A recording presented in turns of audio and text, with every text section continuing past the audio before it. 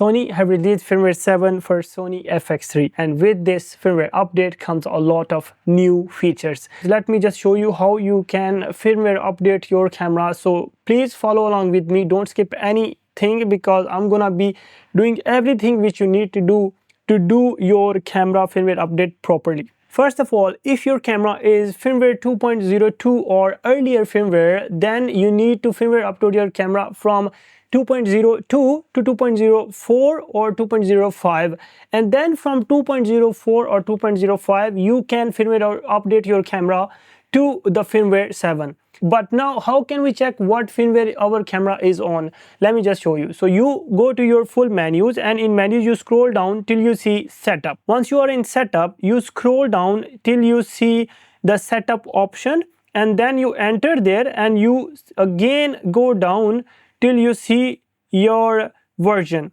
Click on version, and here you can see your camera firmware version. Now let me just show you how you can download the firmware update of Sony Fx3. So to do that, go on internet and just simply search Sony Fx3 firmware 7, or I will just put the link for you so you can click on this and directly go on the download page. It will be helpful for you. So you go on that, and once you go on this page, you click on this first link and then this download, and once you click on that, you just scroll down and click on download again, and it will start your download as you can see here. So once you're done with downloading the firmware update, what you need to do is, first of all, you need to put the card in your camera and format it. So to format it, put the card in camera, go to full menus and scroll down till you see shooting, and in shooting go to media, format, card slot, and then execute formatted. After your card is formatted, take the card out, connect it to your PC, and then go to the file which is gonna be bodydata.dat. So make sure it is not renamed, and then copy that file. And after you copy your firmware update file, what you need to do is you need to open your card on your PC, and in the root structure of your card you can just paste it and then eject your card. Now put your card back in your camera. Go to full menus and then scroll down till you see setup. In setup, same thing you need to do. You need to go down again, go to setup option, and then in version.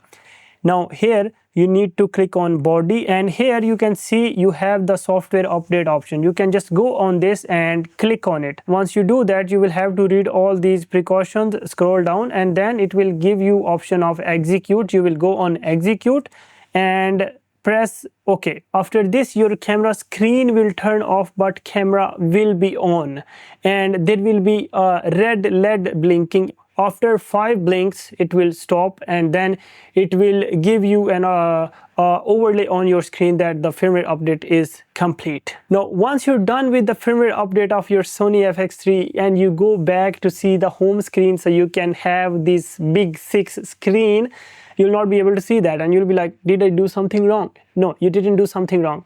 You need to enable it, and let me show you how you can enable that. So I will go back to the full menus, and in here I will go to the shooting and image quality and rec, and in here under S&Q settings you can see new option called mode settings. I will click on this, and then here I will change it from S&Q mode to fixed variable mode. Once I do that, it's showing me that I can enable this big screen feature on my camera, and once I do OK on that, the number 4 user button is gonna be assigned to enable and disable the big 6 screen. So let me just do OK.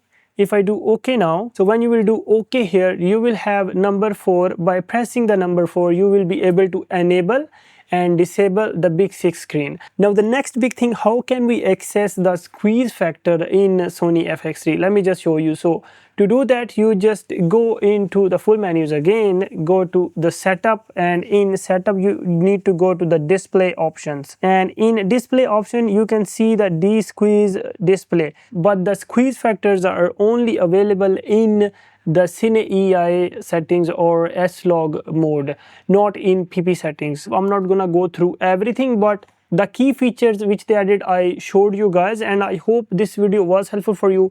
In case it was, please give it a thumbs up, and if you have any questions, put them in the comments and I'll be more than happy to reply those. Thank you so much for watching. See you in the next one.